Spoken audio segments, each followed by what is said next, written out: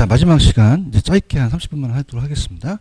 자, 교재로 가시면은 자, 우리가 경기 변동에서 이제 잘 나오는 부분이 있어요. 그래서 이제 여러분들이 교재로서는 페이지 104페이지로 한번 가보세요.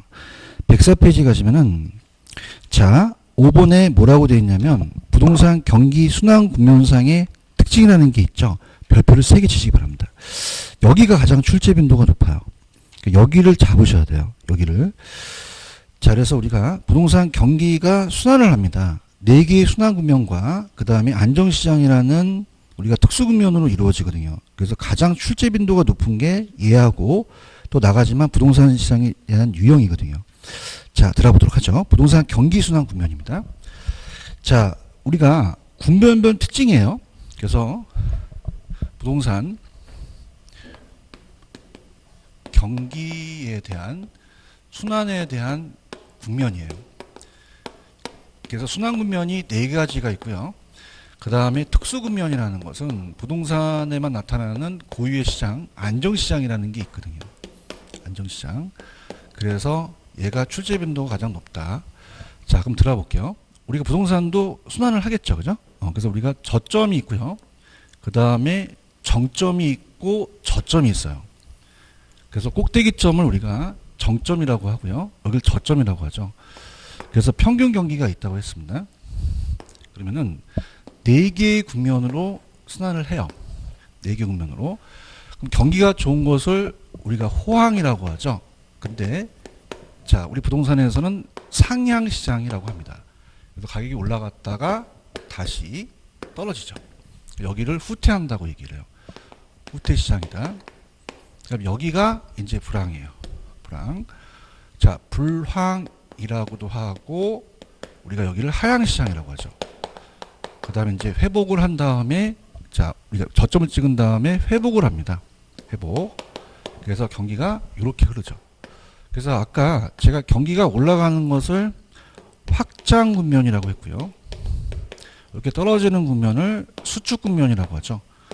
자, 그래서 우리 시험 문제 뭐가 나오냐면 중시현상이라는 게 나옵니다. 누구 중시현상이냐? 자, 그러면은 경기를 측정하는 지표가 있어요. 지표가 3대 측정 지표인데요. 부동산 경기 변동의 3대 측정 지표는 출제 빈도는 그렇게 높지는 않아요. 근데 암기 기법으로서 우리가 3기억입니다. 기억이 3개 들어갑니다. 기억. 그래서 건축의 양을 봅니다. 자, 건축의 양은 건축의 생산량을 보죠. 그래서 우리가 공급 지표입니다.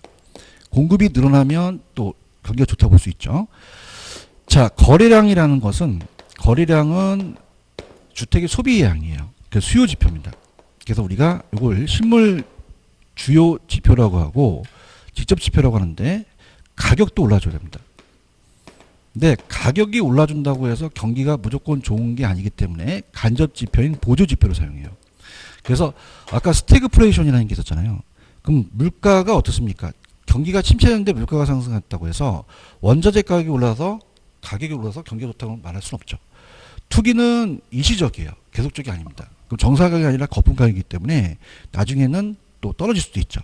그래서 가격은 보조 지표로 사용하자. 그래서 요거는 그냥 밑줄만 좌측에 보시면은 104페이지로 가시면 수요 지표는 거래량입니다. 그래서 등기 시청 건수와 취득세, 등록세 납부 실적을 알 수 있고요. 건축의 양은 공급 지표예요. 그래서 건축의 허가량, 착공량, 완공량을 볼 수 있죠. 그래서 보통 허가량이라는 것은 앞으로 건축이 많을 예정이죠. 그래서 이게 허가 시청 건수나 택지의 분양 실적도 택지가 많다고 지금 많은 게 아니에요. 선행 지표로 들어갑니다. 건축자재 수급 동향으로 또 파악하기도 하고요. 자, 가격은 아까 제가 스태그플레이션이 있었잖아요. 그러면 부동산 가격이 상승한다고 해서 경기가 좋다는 것은 단정하기가 어렵다는 얘기죠.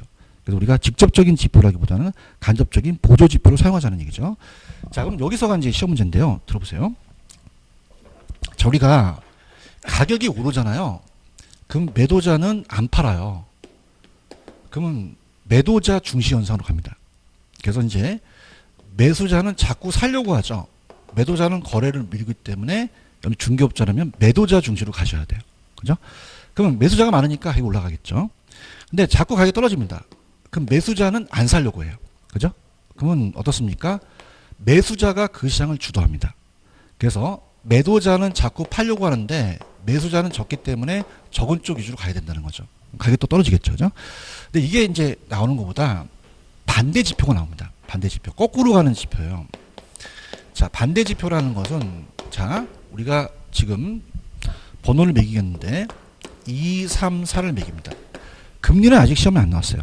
교과서에 있으니까 좀 얘기해 볼게요. 금리는 반대입니다. 자, 가볼게요. 자, 상향시장은요. 건축량과 거래량이 늘어난다는 것은 돈 빌리기가 쉬워서 많은 사람이 참여해요. 금리가 낮아서 그렇고요. 자, 하향시장은 거래가 잘 안 됩니다. 그럼 이거는 금리가 높아서 그래서 얘는 반대로 움직입니다. 그럼 아까 봐봐. 자, 우리가 요거는 같이 움직이기 때문에 얘는 갈게요. 얘네들은 올라가면 올라가고 내려가면 내려가죠. 그죠? 건축량, 거래량 가격이. 그러면 매도는 올라가고 매수는 떨어지고요. 자, 글씨 봅니다. 확장은 올라가고 수축은 내려가죠. 회복은 올라가고 후퇴는 내려가고요. 호황은 올라가고 불황은 내려가죠. 글씨로 이제 한번 우리가 보시면 되고요. 자, 회복이라는 건 반전돼요. 그럼 떨어졌으니까 매수자에서 매도자, 얘는 매도에서 매수로 바뀐다. 자, 그 다음에 자, 집이 비어 있는 것을 공가율이라고 하고요. 집가자를 써서 사무실이 비어 있는 걸 공실률이라고 그래요. 그럼 우리가 어떻습니까? 내놓기만 하면 팔리기 때문에 공실 공가가 낮죠. 근데 여기는 어떻게 됩니까? 거래가 안 되다 보니까 공실 공가가 늘어날 수가 있겠죠. 그죠? 그 다음에 이제 감정평가에서 과거의 사례 가격이라는 게 나와요. 과거의 사례 가격. 현재 시점에서 이것은 과거 사례 가격 나한테 어떤 기준이 되느냐. 자, 우리가 나중에 이제 감정평가 방식에 비교 방식이라는 게 있거든요. 비교 방식은 서로 비교합니다.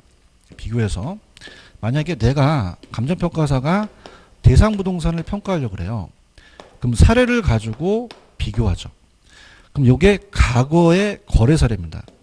그럼 20억으로 거래됐대요. 그러면 여러분들 가격이 오릅니다. 그럼 이전 가격은 나한테 하한선이 되겠죠. 그래서 반대로 하한가가 되고요.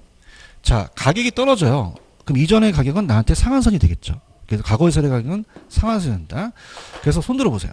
자, 손 들어보시면은 자, 요거는 반대로 갑니다. 그죠? 그러면 우리가 상향시장은 거래량, 건축량, 가격은 높아지는데 어떻게 돼요? 과거의 사례 가격은 하한가가 되죠. 반대니까. 근데 금리도 낮아지고 공가도 낮아진다는 겁니다. 거꾸로 가볼게요. 자, 하향시장은 매수자 중심입니다. 그러면은 건축량, 거래량, 가격 변동은 내려가는데 과거의 사례 가격은 상한가가 되는 거죠. 그죠? 이렇게. 근데 금리 높아지고 공실도 많아진다는 거죠. 그러니까 반대 지표 쪽으로 많이 물어봐요. 이렇게. 자, 그래서 우리가 경기가 순환을 해요. 자, 이따 우리가 그 경기 변동, 부동산 경기 변동의 유형을 배울 거거든요. 그래서 순환적 변동이 거의 90%입니다. 그래서 계속적 규칙적으로 나타나서 자, 어떻습니까? 우리가 이 자체적으로 정점보다는 저점을 찍은 게 투자의 적기죠. 회복이 되니까. 네, 정점은 아닌 게 후퇴할 가능성을 내포합니다. 상향시장. 그래서 우리가 저점을 찍은 다음에 투자를 하게 되면 그걸 회상하죠. 그럼 돈이 나오니까 후하죠. 그래서 회상 후하로 암기하시면 자, 순환 주기는 이렇게 됩니다. 그래서 회상 후하, 회상 후하로 순환을 해요.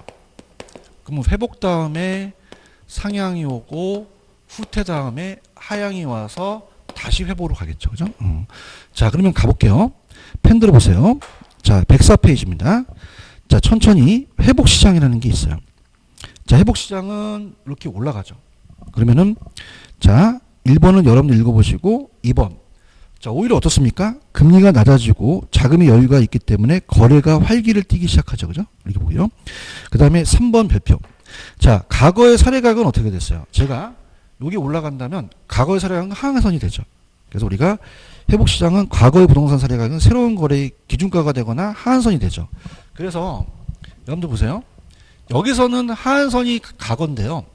여기서는 그 가격이 기준가가 될 수도 있거든요. 똑같으니까. 보시면 되고요. 그 다음에 4번에 매도자 시장 박스 치시고, 그 다음에 항상 경기는 개별적 지역적으로 이루어지는 게 일반적이죠. 그 다음 오른쪽 가시면 상향시장입니다. 자, 상향시장은 1번을 읽어보시고, 2번 가격이 상승일로 거래도 활발하죠. 그러면서 제가 상향 다음에 후퇴가 나온다 그랬죠. 3번에 상향시장, 후퇴시장의 전국면 시장으로서 경기가 후퇴될 가능성을 내포하고 있고요. 자, 4번 상향시장 올라가잖아요. 그러면 과거의 부동산 사례 가격은 하한가가 되겠죠. 그죠? 새로운 거래. 그 다음에 어떻습니까? 5번에 가시면은 매도자 중시예요. 그러다 보니까 매도자는 거래를 미루고 매수자는 땡기려고 하죠. 이렇게 보시고요. 건축허가 신청 건수 늘어나겠죠. 증가할 때 증가하고요. 자, 후퇴 갑니다. 후퇴는 1번 읽어보시고 2번 갑니다. 후퇴 시장은 떨어지잖아요. 그죠? 그럼 뭐 떨어지니까 후퇴는 과거의 사례 가격은 새로운 거래의 기준가가 되거나 상한선이 되겠죠. 그죠? 여기서는 기준가가 되겠죠. 그 가격이니까. 자, 그 다음에 매도에서 매수로 바뀌고. 자, 후퇴 시장은 일반 경기에 병행하면 장기화되면 점차 공실이 더 커지겠죠. 자, 그 다음에 하향 시장 갑니다. 1번을 읽으시고요. 자, 특히 이제 2번 같은 경우는 건축 활동이 완전히 둔화돼요. 일반 경기와 불황과 병행하잖아요. 그럼 타격이 더 심하죠. 그래서 공가율이 증가하고 장기화돼 규모가 큰 호화주택이나 이런 건 훨씬 더 타격을 받겠죠. 신개발지에 대한 그 택지 같은 거예요. 자, 그러면 하향시장은 전 단계 후퇴 시장의 기간이 좀 짧고 지역에 따라서 과열 열기를 경험해온 곳일수록 그 경기는 훨씬 깊은 불황을 맞게 되겠고요. 자, 4번. 자, 하향이다 보니까 종전의 거래 사례는 현재 시점에 상한선이 되겠죠. 그 다음에 매수자 시장이라는 거고요. 건축허가 신청권 상당히 저하되겠죠. 자, 그 다음에 안정시장에다가 체크. 자, 안정시장이라는 건 뭐냐면, 자, 이런 시장이에요. 안정시장은 순환군면이 아닙니다. 특수군면이에요. 그래서 부동산에서만 나타나는 고유시장입니다. 자, 그래서 굉장히 가격이 안정이 됐고요. 가벼운 상승을 해요. 자, 그래서 우리가, 여러분 지금 뭐 서울이 수도권이 안 좋더라도 경기가 강남과 종로가 나가면 사람들이 바글바글 하잖아요. 그래서 우리가 위치가 좋은 점포라든지 상가, 상업용, 그 다음에 역세권의 소형 아파트는 잘 안 떨어지죠. 그죠? 그래서 만약에 평가사가 2억을 1년 전에 역세권에서 평가를 했어요. 소형 주택을. 그러면 1년이 지나더라도 불황이어도 2억은 잘 안 떨어져요. 그죠? 그래서 평가사가 과거의 사례는 거의 지금하고 같습니다. 신뢰할 수 있는 기준이 된다는 거죠. 들어볼게요. 자, 안정시장은 부동산 가격이 가벼운 상승 유지하거나 안정되어 있습니다. 그래서 2번 별표, 불황이 강합니다. 그래서 불황이 강하지만 못 올라가니까 또 호황에는 약하겠죠. 그래서 위치가 좋은 적정 규모의 주택. 과거의 사례가 현재 시점에 새로운 거래의 기준이 되죠. 거의 신뢰할 수 있는 기준이 되니까. 그 다음에 4번, 부동산 시장에만 나타난 특수국면이에요. 특수한 국면이다. 이렇게 보시고, 순환국면에 나타나지는 않습니다. 그죠? 순환국면에서 나오면 안 돼요. 순환국면과는 전혀 순환기와는 분류가 아니고, 경기와 전혀 무관하다고 수 없는 게 올라갈 때는 올라가죠. 자, 그렇게 놓으시고, 그 다음에 이제 마지막입니다. 경기 변동은 여기까지만 우리가 할 건데요. 어디가 시험 문제였냐면 99페이지입니다. 99페이지. 얘도 별표 3개짜리예요. 3개짜리. 자, 부동산 경기 변동의 유형은 순환적 변동이 거의 대부분이에요. 근데 책에 뭐라고 되어 있냐면, 자, 경기 변동의 형태죠. 그래서 부동산 경기 변동의 순환적 외적인 다른 형태입니다. 다른 형태는, 자, 우리가 순계추무라고 암기하시는데요. 자, 계절적으로 올 수 있고, 추세적으로 올 수 있고, 우리가 무작위적으로 올 수도 있어요. 그럼 계절적이라는 거와 순환적을 바꿔낼 수가 있는데, 계절적은 1년 단위로 반복을 합니다. 반복을 해서. 자, 예를 들어서, 우리 기출문제. 자, 상향 다음에 후퇴가 오면서 정점을 찍죠. 그럼 정점을 찍으면서 5월 달에 후퇴하기 시작했다 그러면 순환적을 찍으셔야 됩니다. 그죠? 그 다음에 이제 어떻습니까? 또 하나 가르쳐 드리면 하향 다음에 회복이 오죠. 그러면서 자, 요게 저점이 만약에 12월 달에 저점을 찍고 회복하기 시작한다면 정점 저점 들어가면 순환을 찍으셔야 돼요. 근데 계절적이라는 건요. 계절마다 옵니다. 자, 우리가 보통 가을이나 봄은 이사철이기 때문에 거래가 활발해요. 부동산 거래가. 그런데 어떻습니까? 반복을 하는 게 여름과 겨울철은 덥거나 아주 추우면 거래가 안 되죠. 계절적으로. 방학에 여름방학과 겨울방학에 그 대학교에 공실이 생길 수도 있잖아요. 그 다음에 12월 달은 다른 달보다 춥죠. 그죠? 그렇기 때문에 다른 달에 비해서 건축 허가량이 줄었다는 건 계절적으로 찍으셔야 돼요. 그 다음에 추세적은요. 추세적은 요게 원래는 교과서에 장기적이라고 나와요. 장기적은 50년 주기로 오거든요. 그래서 우리가 신개발과 재개발이 50년인데 자 이거 하지 마시고요. 그냥 기출문제에 지속적이라는 게 나와요. 그래서 경제성장으로 지속적으로 경기가 그렇게 흐르고 있다는 거죠. 그 다음에 무작위적이 가장 중요합니다. 무작위적이 뭐냐면 자 불규칙적이라는 것이고요. 비주기적이고 우발적이에요. 그래서 이거는 예측이 어렵습니다. 예기치 못한다는 거죠. 자 지금 계절이 겨울이라면 우리가 내년에 봄, 여름, 가을 가면은 시험 보러 가요. 예측합니다. 근데 얘는 뭐냐면 정부의 정책이에요. 자 지금 여러분들 정부의 정책이 어떤 정책을 쓸지 모르죠. 그죠? 분양가 상한제를 실시했더니 갑자기 여러 가지 시장 상황의 변화가 왔잖아요. 그래서 정부의 정책이나 자연재해거든요. 자연재해 같은 지진 같은 경우는 오히려 건축 활동하는 사람들은 지진이 나길 좀 원해요. 너무 나면 자기가 죽으니까 조금만 들어서 흔들리기 시작하면은 재건축을 하거든요. 그럼 건축 활동이 활발해지니까 건축 경기가 활성화될 수도 있죠. 근데 예측하기 힘들다는 겁니다. 자, 그래서 우리가 순계충으로 이제 암기하셔서 자, 펜 들어보세요. 자, 일단은 추세적은 50년 박스. 그 다음에 세 번째 줄에 새로 개발, 기존 지역 재개발 박스. 그 다음에 이제 이거는 나중에 보시면 지속적이라는 단어가 중요합니다. 이게 없죠. 그래서 경제성장이 지속적으로 이렇게 흐른다는 추세적이고, 순환적은 아까 회상후화예요. 그래서 경기가 상승, 하강하는 반복을 하고요. 넘겨보세요. 넘기시면은, 제가 여러분들 계절적으로 온다 그랬죠. 그래서 1년 동그라미, 매년 반복 동그라미. 자, 그러면서 예컨대 일반적으로 겨울철에 부동산 경기는 다른 계절보다 좀 추우니까 둔화됐죠. 12월 달에 대학가의 근처에 임대주택 방학을 주기로 공가율이 높아졌다는 건 계절적으로 지키셔야 합니다. 불규칙 변동 무작위적 발표. 자, 여러분들 정부의 정책이나 자연재해는 예측하기가 어렵죠.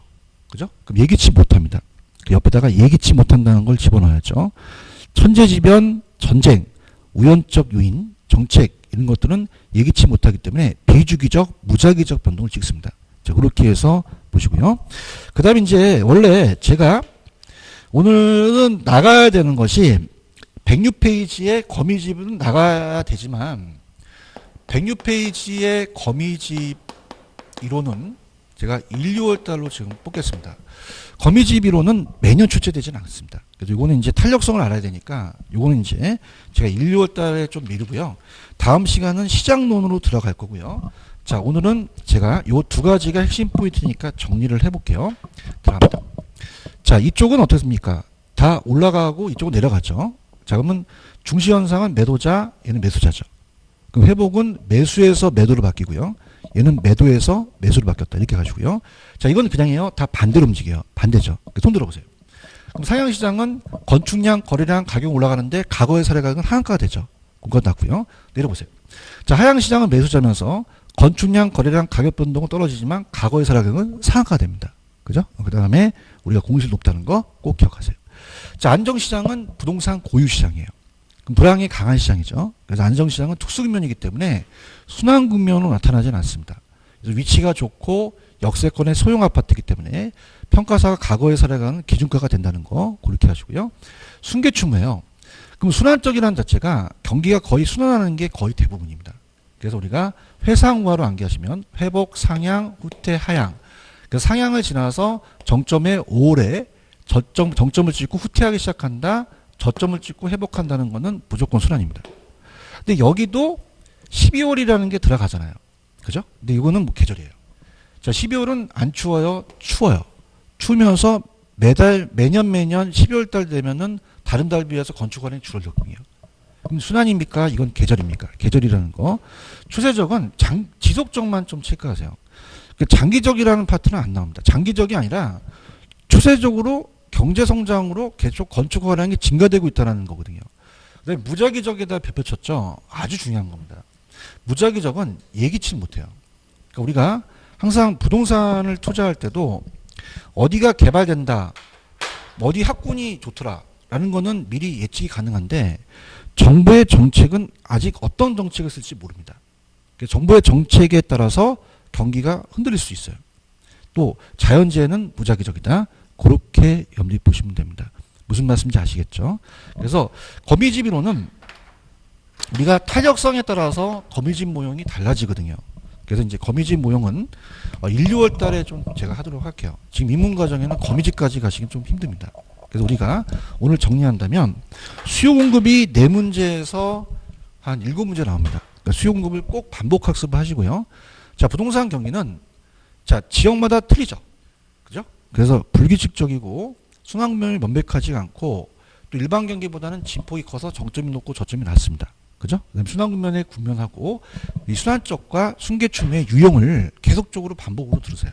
그래서 경기 변동이 만약에 한 문제가 나온다면 지금 화면에서 보시는 경기 순환 국면의 4개 안정시장은 그렇게 자주 물어보진 않아요. 그래서 그냥 회복, 상향, 후퇴, 하향이 있고 그 외에는 안정시장이라는 국면이 있다 나오지 안정시장은 자주 출제되는 부분은 아닙니다. 이렇게 해서 4개의 국면, 특히 중시현상은 같이 돌아가서 매도자 시장, 매수자 시장인데 공실과 과거의 사례각은 반대라는 자체가 좀 우리가 되죠. 그래서 보통 반대를 물어보니까 꼭 보세요. 자, 상향시장은 가격이 올라가지만 과거는 하한가가 되겠죠. 그 다음에 하향시장은 가격은 떨어지지만 과거의 사례각은 상한선이 된다는 거죠. 이렇게 보시면 되고요. 그 다음에 순환을 하기 때문에 중개업을 하시면서 우리가 순환적 변동을 알아야 됩니다. 그래서 보통 투자자가 온다면 정점보단 저점이 낮죠. 후퇴할 가능성이, 우리가 저점이 난 게 저점 다음에 회복이 오잖아요. 그래서 우리가 투자의 적기라고 볼 수 있고, 상향과 정점은 투자의 적기가 안 되죠. 후퇴할 가능성이 내포되니까. 그래서 그렇게 보시면 되고, 그 다음에 계절적으로 우리가 대학교에 원룸에 공실이 생기잖아요. 뭐 이런 것들과 12월 달마다 매달 우리가 추워서 건축 현황이 우리가 계속적으로 반복하면서 줄어들더라. 추세적은 이제 지속적으로 경제 성장이 지속적으로 허가량이 증가되고 있다. 무작위적은 예기치 못하고 불규칙, 비주기적, 정부정책, 자연재해다. 이렇게 보시기 바랍니다. 그래서 보통 출제원들이 타겟을 본다면 여기에 대한 부동산 경기 변동의 4개의 국면하고 경기의 유형을 낼 가능성이 가장 높아요. 그 다음에 이제 거미집이라는 자체는 제가 1, 2월 달에 해드리고요. 다음 시간은 오늘 경제론 파트를 했었고 다음 시간은 시장론으로 들어가도록 하겠습니다. 자, 수고하셨고요. 오늘 여기까지만 할게요. 수고하셨습니다. 감사합니다.